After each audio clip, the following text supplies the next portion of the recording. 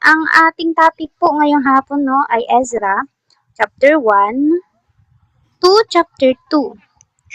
Hello, Sister Magandang hapon po sa lahat, mga kapatid. So, MBB Tag 12 po ang aking gagamitin. So, ang title po nito, pinabalik po ni Cyrus or King Cyrus ang mga Hudyo. So, sabi po dito sa verse 1, noong unang taon ng paghahari ni Cyrus sa Persia, natupad daw po ang sinabi ni Yahweh sa pamamagitan ni Propeta Jeremias nang udyukan ni Yahweh si Cyrus na isulat at ipahayag sa buong kaharian ang utos na ito. So doon pa lang po yung power ng Panginoon, yung spirit niya na nag-influence dito kay King Cyrus para isulat ito, na siyang di ba nga po ay naging kapakinabangan sa kanyang mga mamamayan. So sabi po dito sa verse 2, ito ang utos ni Emperador Cyrus ng Persia. So ito daw po yung nilalaman, di ba po, nung sulat.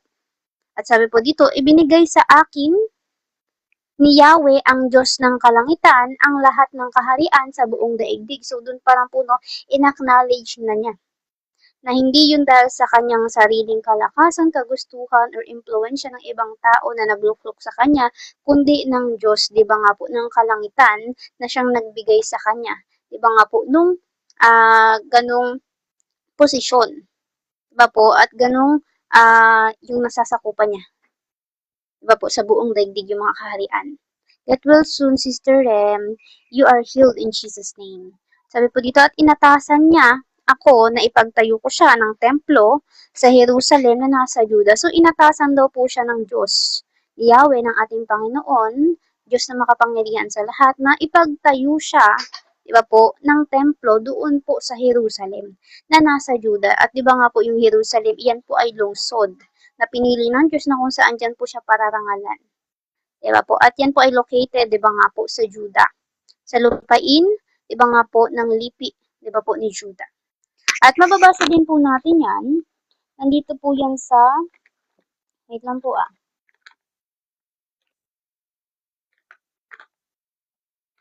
Nandito po yan sa Jeremiah 25.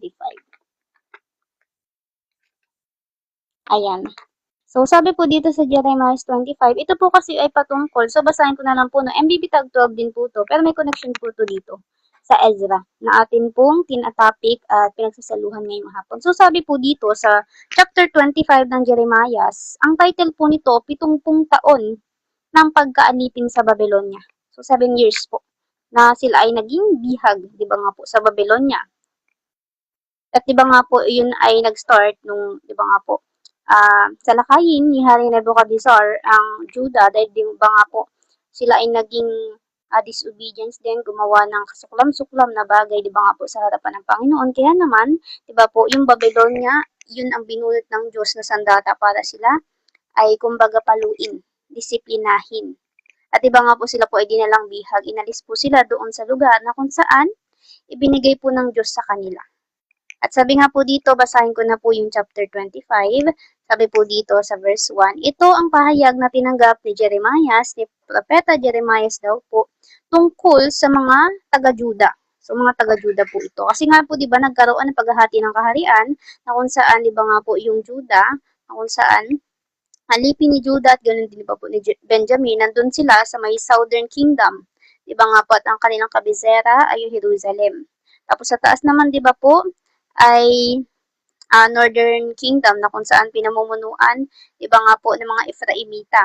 Di ba nga po yung sa pamumunuan ni Jeroboam nung nahati na po yung kaharian. So sabi nga po dito, noong ika-4 daw po na taon ng paghahari ni Jehoiakim, anak po ito ni Josias ng Juda, or si Jeconias kung hindi po ako nagkakamali, at unang taon naman ng paghahari ni Nebuchadnezzar sa Babylonia. So sabi sa verse 2, ganito ang sinabi ni Propeta Jeremiah sa lahat ng mga taga-Juda at mga naninirahan sa Jerusalem. Sa loob ng 23 taon, so 23 years daw po, mula pa noong ika-13 taon ng paghahari sa Juda ni Josias na anak ni Amon hanggang ngayon, patuloy kong sinasabi sa inyo ang mga ipinahayag ni Yahweh. Subalit ayaw ninyong pakinggan. Kumbaga nagpa-prophesy siya. Yung pahayag, di ba nga po nabuhat sa Panginoon, di ba siya yung naging vessel, siya yung propeta, na siyang ibinabahagi niya, ipinapahayag niya sa kanyang ah, mga kababayan. Di ba nga po, ng mga taga-Juda. Di ba po na pagsusuway, pagpapaalala. Sabi po dito, subalit ayaw ninyong pakinggan. Hindi ninyo pinansin o pinakinggan ang mga propetang sinugo niya. Di ba po, dinadma. Walang pakialam.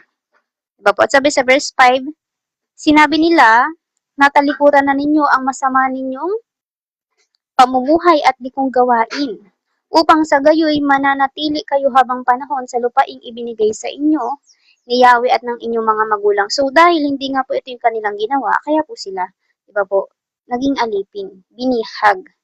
Dahil nga po hindi nila tinalikuran yung masama nilang pamumuhay at gayon din yung liko nilang gawain.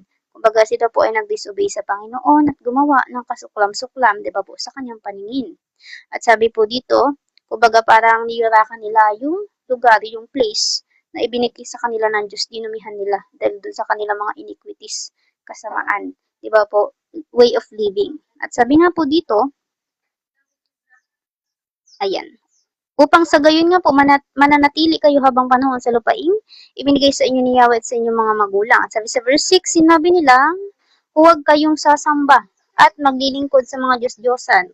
At yun nga po yung kanilang ginawa na reason din kung bakit diba nga po sila ay dinalang bihag. Yung Babylonia, yung kumbaga naging pamalo sa kanila ng Diyos upang sila ay disiplinahin. Ipaalam yung kanilang ginawang kasalanan, diba nga po, at ipatanas ng Diyos yung puot niya sa pagiging disobedience ng kanyang mamamayan, specifically nito nga pong mga taga-Juda. Sabi po dito, huwag ninyong pag-aalabin ang puot ni Yahweh, kumbaga paliliyabin. Dahil sa pagsamba ninyo sa mga Diyos-Diyosang nililok, di ba nga po, ang tawag dito gamit pinorm sa pamagitan ng kamay, di ba nga po, using mga kahoy, di ba, nilagyan ng imahe. Sabi po dito, kumbaga sculpture ng kamay. At sabi po dito, kung sumunod lamang kayo sa kanya, sana hindi niya kayo pinarusahan. Kaso nga po hindi sila sumunod, kaya ang nangyari, pinarusahan sila. At sabi sa verse 7, ngunit hindi kayo nakinig kay Yahweh. Ginalit ninyo siya dahil sinamba ninyo ang mga Diyos-Diyos ang inyong ginawa. So dito po, no, hindi po nagagalit ang Diyos ng basta-basta lang na out of nowhere, na mixed emotion. Diba nga po, may dahilan. At yun nga po, yung pagsamba itong mga taga-Juda sa mga Diyos-Diyosan na siyang kasuklam-suklam sa Panginoon kasi hindi alam ng mga taga-Juda na kanilang sinasamba ay mga demonic entities na naka-attach doon sa mga ribulto, di ba nga po, na nililok ng kamay ng tao. At sabi dito, kaya naman naganap sa inyo ang kapahamakang ito. So, yun daw po yung reason. Sobrang dami, di ba po? Nagpatong-patong, di ba? Parang file case. Di ba nga po? Sabi po dito, verse 8, kaya ito ang sabi sa inyo ni Yahweh, na makapangyarihan sa lahat.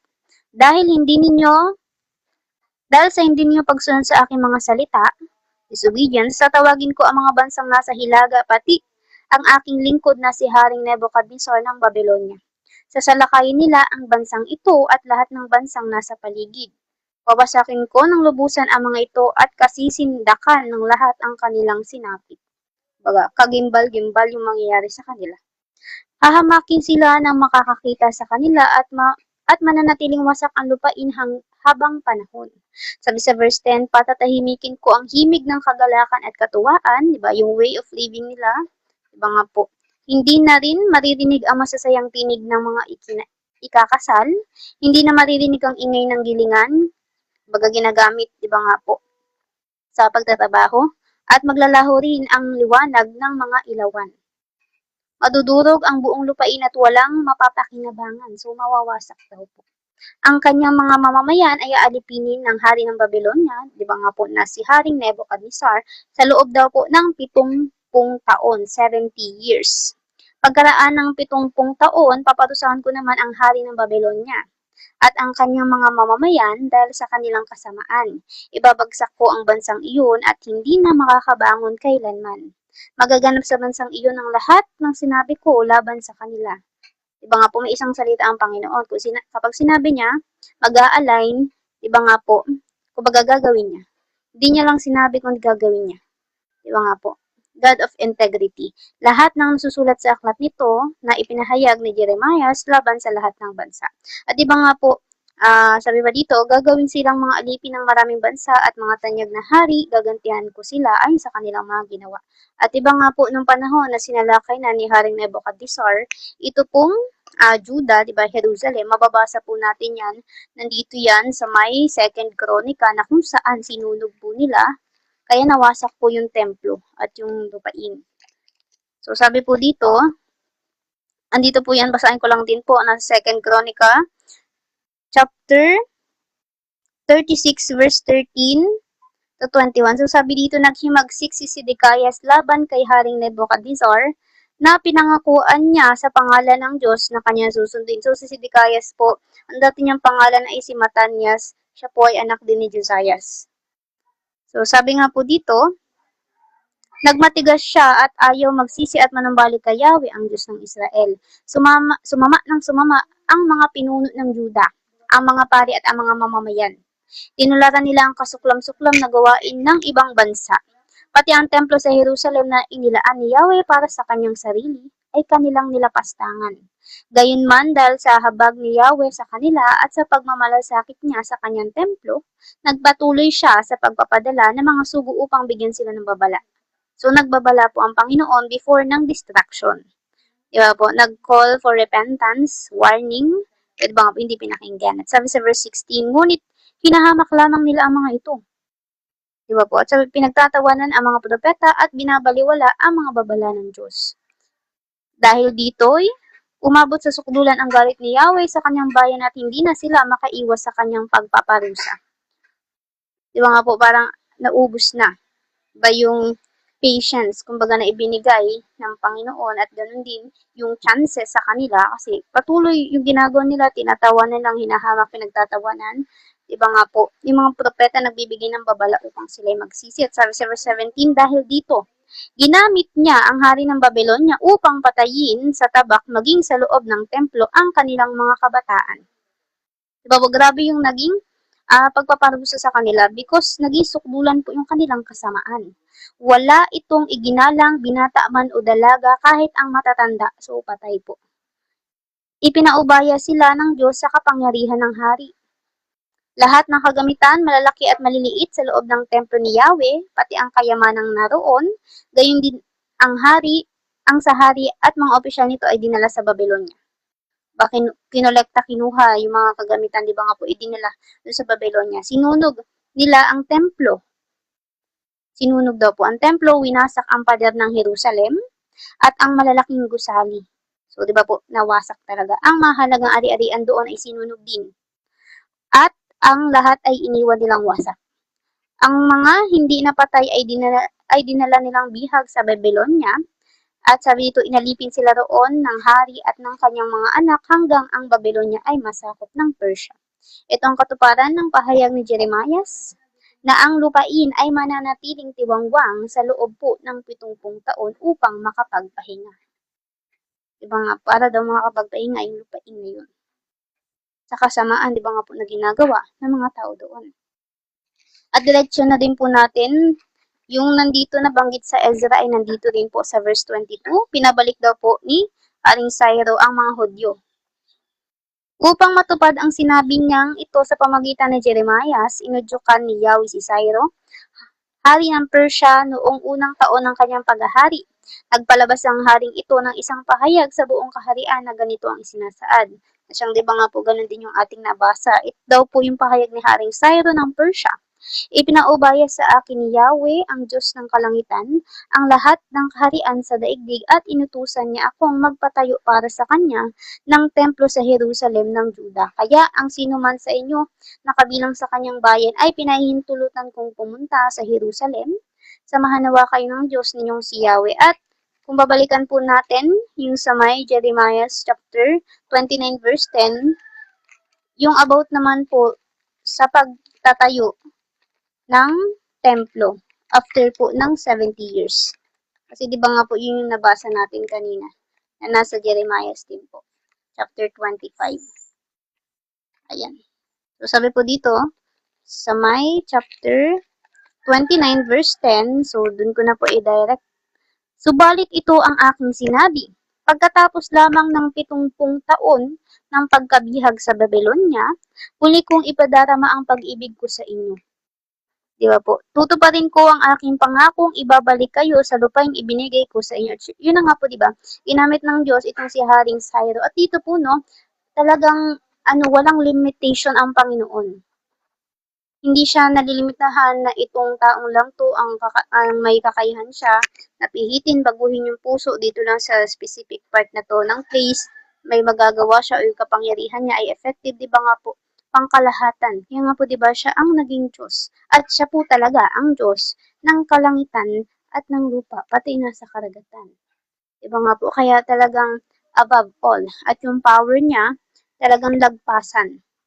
Di ba nga po, kahit sino pa man yan, kahit ano pa yan. Di ba po? At sabi nga po dito, balik na po tayo.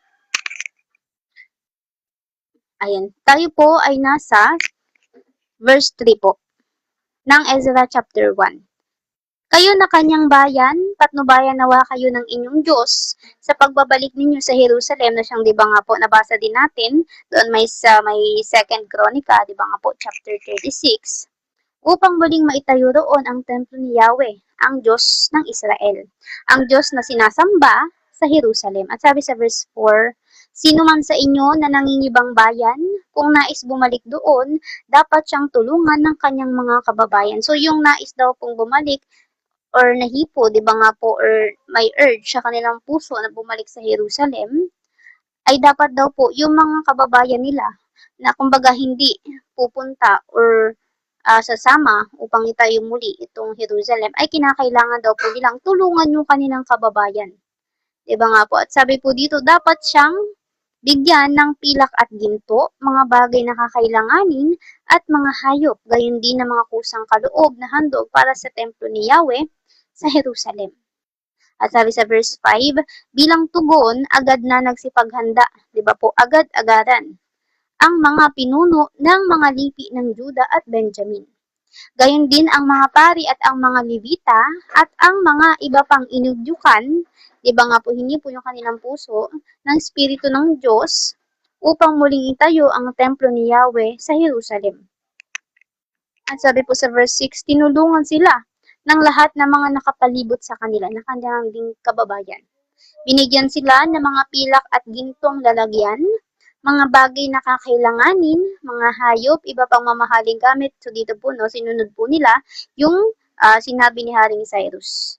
Diba nga po, na bigyan nitong mga bagay po na ito. At iba pang mamahaling gamit bukod pa sa mga kusang kaloob na handog para sa templo. At sabi sa verse 7, ibinalik naman sa kanila ni Haring Cyrus ang mga mangkok at tasa, di ba nga po na dinala ni Haring Nebuchadnezzar sa templo ng kanyang mga Diyos pagkatapos na kunin ang mga iyon mula sa templo ni Yahweh na kung saan, di ba nga po, nung sinalakay nila, di ba sinamsam nila. Di ba nga po, yun yung ating nabasa na pakinggan kanina nandito sa 2 Chronica. Di ba po? At di ba nga po, nasa Ezekiel po ata yun, yung kay Belshazzar po ata yun na kanyang anak. Di ba nga po, ginamit nila yung mga kagamitan na yan. At kung gusto niyo pong malaman yung iba pang information about doon, so pwede niyo pong basahin sa Ezekiel po ata yun. Correct me if I'm wrong na lang po. So, naroon din po yun. At dito po na makikita natin yung pagbabalik. Di ba nga po, ibinabalik ng Diyos, kumbaga, sa dati. Di ba nga po, after, di ba nga po, nung kanyang pagdidisiplina sa kanyang mga mamamayan. Kasi 70 years. Di ba nga po? At gayon din, yun po talaga nakikita ko dito, restoration. At ang Panginoon ay hindi limited. At siya ay may integrity. Kapag sinabi niya, yun din yung kanyang gagawin. Kasi di ba po, pinopesay na po yan ni Propeta Jeremiah. Na siyang, di ba nga po, nabasa natin, nasa chapter 25, at gayon din nasa chapter 29. So, kung ano yung sinabi ng Panginoon, nag-a-align din dun sa kanyang action. At sabi po dito, ayan. Pagkatapos na kunin ang mga iyon mula sa templo niya, verse 8, ipinagkatiwala daw po ni Haring Cyrus. Ayun, Daniel po pala. Sorry po. Praise God, Ate Lynn. Nasa Daniel po. Yung patungkol po doon. At sabi po dito, ipinagkatiwala daw po ni Haring Cyrus kay Mithridates na ingat yaman ng kaharian ang pagbilang sa mga bagay na ibinalik. So, lahat daw po ng mga bagay na ibinalik, di ba nga po, ay ibinilang po. itong Nemetridad na ingat yaman nga po sa kaharian. Ang mga ito'y binilang po ni Mithridat sa harap ni Sesbazar na tagapamahala ng Juda. Ito ang bilang ng mga kagamitan. So, originally po, ito ay hindi talaga sa kanila, kaya nga po, di ba, ibinabalik nila, sapagkat ang mga ito po ay mula po, di ba, sa lungsod or dun po sa templo ng Panginoon. Ito po yung mga kagamitan na ginagamit, di ba nga po, para sa paghahandog at para pa po sa ibang gawain na patungkol po sa Diyos. Sabi po dito, plangganang ginto, 30 piraso, plangganang pilak, 1,000 lalagyan ng insenso, 29 na piraso mangkok na ginto, 30 piraso iba't ibang sisidlang pilak, 410 piraso, iba't iba pang kagamitan ay 1,000. At sabi nga po dito, lahat-lahat umabot daw po sa 5,400 ang bilang ng mga lalagyang ginto at pilak na dinala daw po ni Sesbazar nang bumalik siya sa Jerusalem mula sa Babylonia kasama ng iba pang mga dinalang bihag doon. Kumbaga yung mga nagsiuwi po. At ngayon po, tayo ay darako na sa chapter 2. Ngayon naman po ito ay patungkol sa ang listahan naman po ng mga bumalik, di ba nga po, na bihag. So sabi po dito sa verse 1, so mababasa din po pala yan sa Nehemiah chapter 7 verse 4 to 73. Pero sabi nga po dito sa verse 1, ito ang listahan ng mga dinalang bihag daw po sa lalawigan ng Babylonia na bumalik po sa Jerusalem at sa kanilang bayan sa Juda. Di ba nga po yung mga pinahintulutan ng hari, di ba nga po sa pamagitan ng kapangyarihan ng Diyos, sinipo ng Diyos ang puso ni Haring Cyrus, at di ba nga po, at nang dahil doon, sila po ay nakabalik sa kanilang lupain na kung saan, di ba po, ay ibinigay sa kanila ng Diyos na kanila, di ba nga po, na kanilang mapagpapahingahan, na kanilang magiging tirahan, na kanilang magiging place, dwelling place, at mga susunod pa nilang lahi. At sabi nga po dito, nanirahan ang kanilang mga pamilya sa Babylonia, simula pa daw po nang ang mga ito ay dalhing bihag doon ni Hari Nebuchadnezzar. So matagal na po, no, kasi una, taga Babylonia, then di ba po sunod Media po ba 'yon? Medyo Persia. Kasi may ibang mga ano po ibang mga bansa, di ba nga po na pumalit sa paghahari, di ba nga po after nung anak ni Nebuchadnezzar, ang pumalit po ata na si Darius or si Cyrus. Pero yun nga po, di ba, matagal po. Matagal yung kanilang pagstay doon sa lupain na yun. Ayun, medyo Persia. Praise God, Brother Joe. At sabi nga po dito, verse 2, sa kanilang pagbabalik daw po, pinangunahan sila ni Zerubabel. So Zerubabel po, buhat po yan sa angkan ni Solomon. Hindi po ako nagkakamali. At sabi nga po dito, si Josue or si Joshua, Nehemiah, Seraias, Reelias, Mordecai, ito po ata nasa Esther, no? Hindi po ako nagkakamali. Belsan, Mispar, Bigvai, Rehum, at Baana. Ito ang bilang daw po ng mga angkan ng Israel na bumalik mula po sa pagkabihag. So, grabe po na after 70 years, di ba po nakabalik sila sa kanilang lupain. Di ba nga po at sa pangunguna, di ba nga po ng Panginoon. Dahil kung hindi naman po hinipo ng Diyos ang puso, di ba nga po ni Haring Cyrus ay hindi po ito mangyayari lahat. Ngunit dito po makikita natin na itinakda po ng Panginoon yung mga mangyayari ayon po sa kanyang kapangyarihan ay sa kanyang karunungan at ayon po sa kanyang kapasyahan. So, di ba po specific. At kapag sinabi niya, yun po talaga yung nangyayari. At sabi nga po dito, ito daw po ang listahan ng mga angkan ng Israelitang nakauwi. So, angkan daw po ni Paros, 2,000, 182 daw po. Si Patayas, 372. Ara, 775. Pahat Moab, sa mga anak nitong sina Jeshua at Joab daw po, ay 2,812. Elam, 1,254. Satu, 945. Sakay, 760. Bani, 442 ay 642. Bebay, 623. Asgad, 1,222. Adonikam, 666. Bigbay, 2,000 at 56, Adin 454, Ater, tinatawag ni Izikayas, Siyam 78, Bezai 323, Jora 112, Hazum 223, Gibar 75.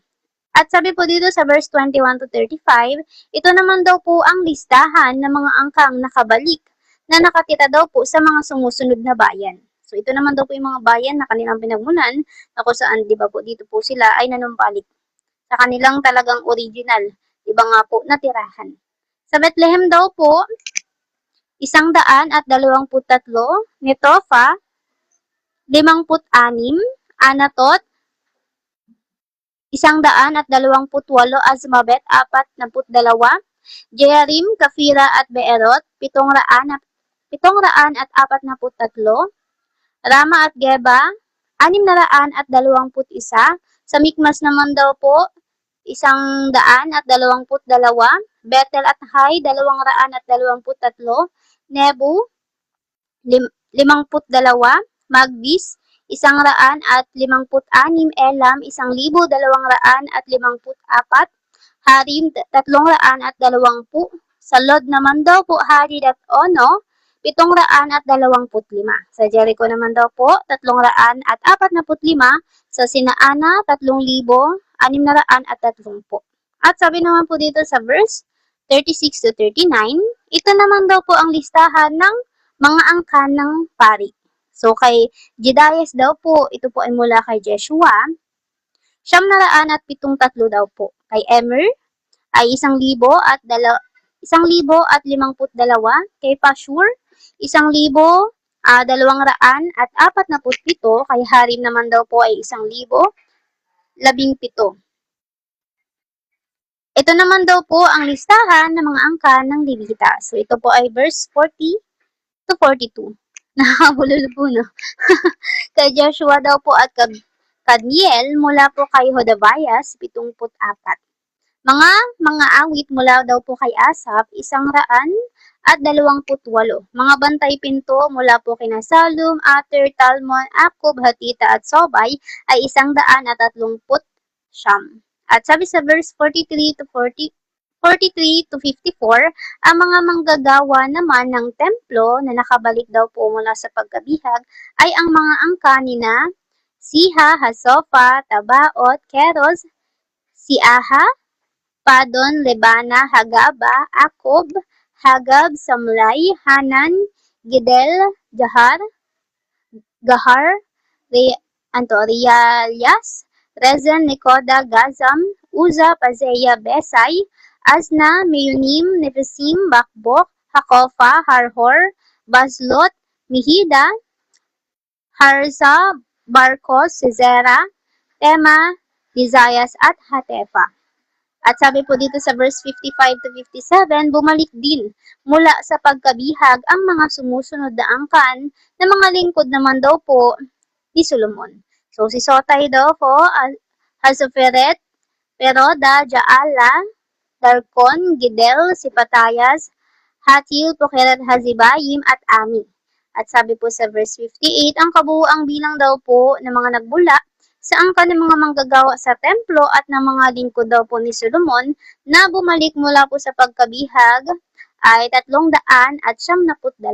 At sabi sa verse 59 to 60, may 400 daw po at 52 na buhat sa mga angka ni Dilayas, Tobias at Nekoda.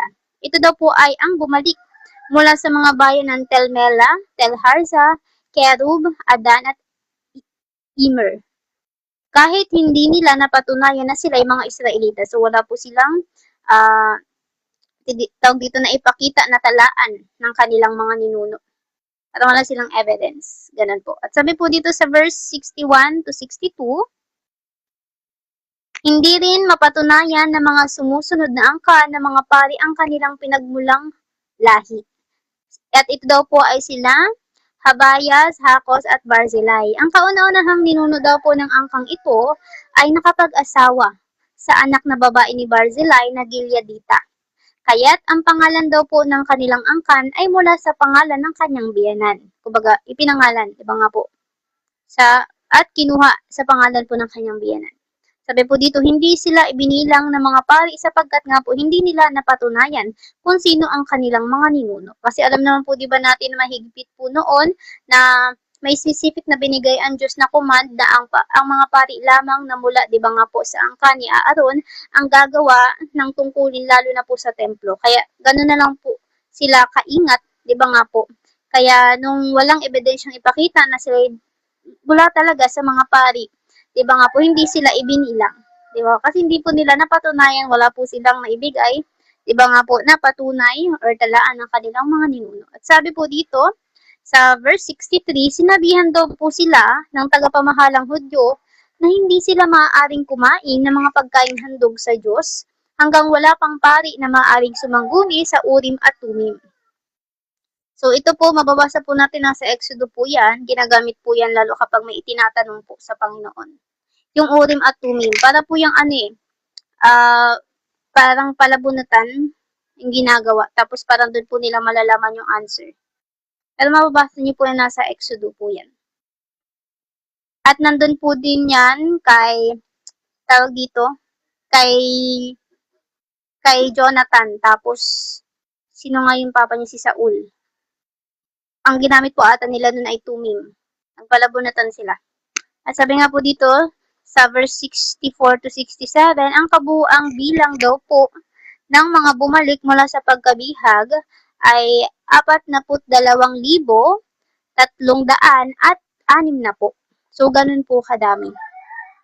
Ang kanilang mga utosang lalaki at babae daw po ay 7,337. Ang mga manunugtog na lalaki at babae naman daw po ay 200. Ang mga kabayo ay 736. Ang mga mola naman daw po ay 245. Ang mga kamelo daw po ay 435. Ang mga asno naman daw po ay 6,720.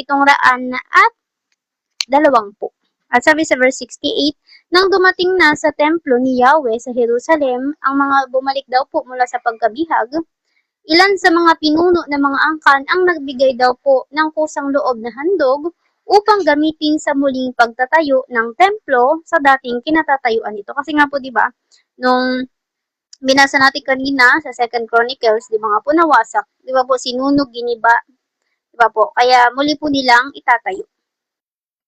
Sabi nga po dito sa verse 69, ibinigay nila ang buo nilang makakaya, di ba po, para sa gawain ito.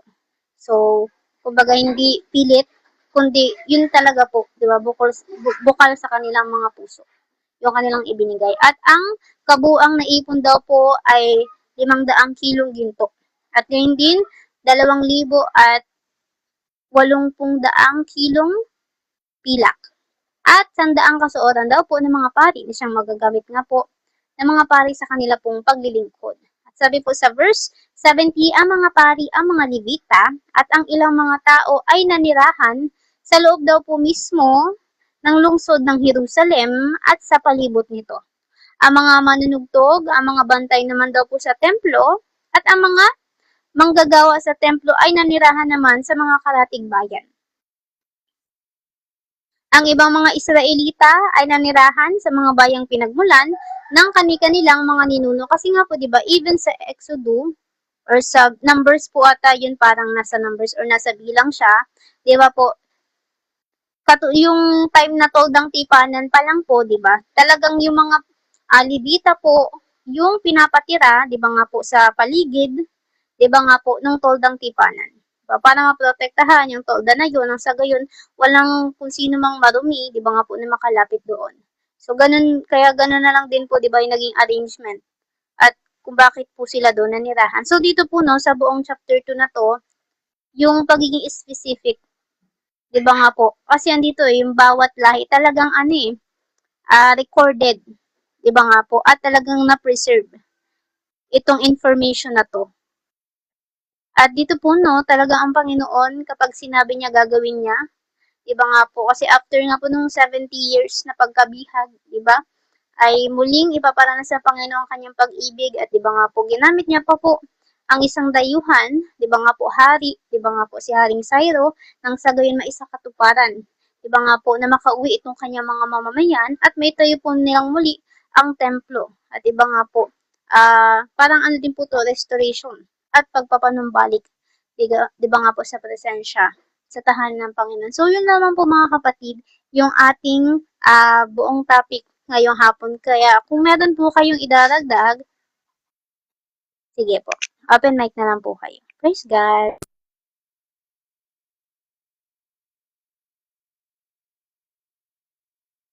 Praise God, Sister Nika. Ang sa akin lang dito, no, medyo, tawag dito, maikli lang. Ito sa Book of Ezra 1 and 2, mga kapatid. Tulad nga nung, yung kanina ba, Sis Nika, yung binasa mo, Jeremiah ba yun, 25? Tama ba? Yung reference kanina. Jeremiah 25 ba yun? Yes po ate. Tapos yung chapter 29. Saka sa 29. Yun. So, nandun nga Ngabot nun sa pitong pong pagkapihan. Amen. Tapos nandun nga sa Jeremiah 25:11, sabi dun, no? Ulitin natin, sabi dun, ito nga po yung about sa 70-year prophecy, no? Ang buong lupaing ito ay magiging guho at katatakutan, desolation. At ang mga bansang ito ay maglilingkod sa hari ng Babylonia sa loob ng 70 taon.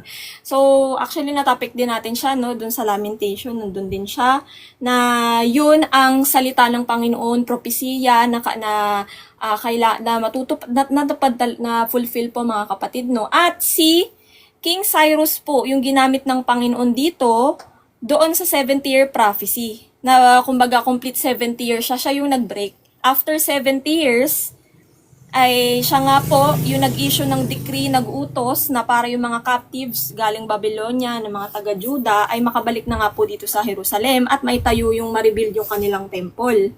So, talagang ginamit ng Panginoon, no? Si King Cyrus, praise God.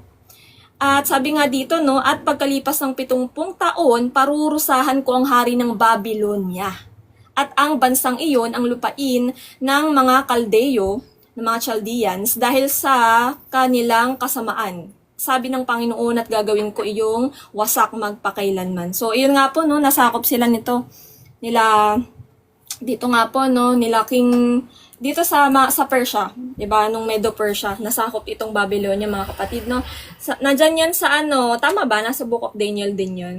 Sabi po dito, no, dadalhin ko sa lupaing iyon ang lahat ng mga salitang aking binitiwan laban doon ang lahat ng nakasulat sa aklat na ito na inihayag ni Jeremias laban sa lahat ng mga bansa. So, hindi lamang po yung binanggit ng Panginoon regarding sa isa, kundi sa lahat.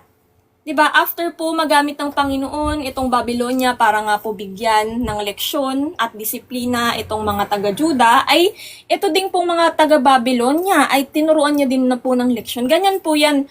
Kada po ng mga emperyo, pinapasakop sa iba para po sila ay maturuan ng leksyon doon sa mga nagawa nila. Kasi nga po, ang Panginoon ay lahat ng ginawa ng tao, 'di ba? You will reap what you sow. So, kung ano yung itinanim mo, siya mo nga anihin. So, ang nangyayari po, dahil nga po hindi sila nakikinig sa panawagan ng Panginoon through mga propeta, di ba? Yan si Prophet Jeremias, di sila nakikinig, bagkus lalo pa silang lumalala, lalo pang lumalayo yung loob nila sa Diyos at hindi sila talaga tunay na nagbabago, ay wala na pong nagawa ang Panginoon kundi ibuhos yung kanyang galit dito, 'di ba? Grabe.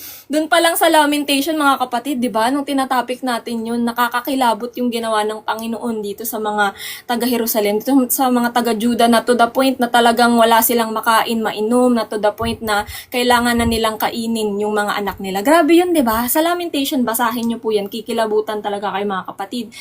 Na alam niyo 'yun, bunga kasi, 'yun ay fruit ng pagiging disobedience at rebellion mo sa Panginoon. Na binigyan ka na nga ng panahon para magbago, pero sa katigasan ng iyong ulo at ng iyong puso, mas lalo mo pang nilalayo ang sarili mo doon sa pagtatama at pagmamahal ng Diyos para sa'yo. Kasi pagmamahal yun yung pagwa-warning before niya ibuhos yung galit niya. Ganyan ang Panginoon kahit sa mga plagues. Doon sa, doon kay Moses, di ba, sa Egypt. Before niya i-pour yung mga plagues, talagang winawarningan niya muna yung mga, ano, yung Pharaoh, na kung hindi niya papalayain yung mga Israelita, ayun ang gagawin. Eh, hindi nga. Kasi lalo pang pinatigas yung kanyang puso. So, wala na, talagang pinupur out na ng Panginoon. Ayan ang pagmamahal ng Panginoon eh. Love warns,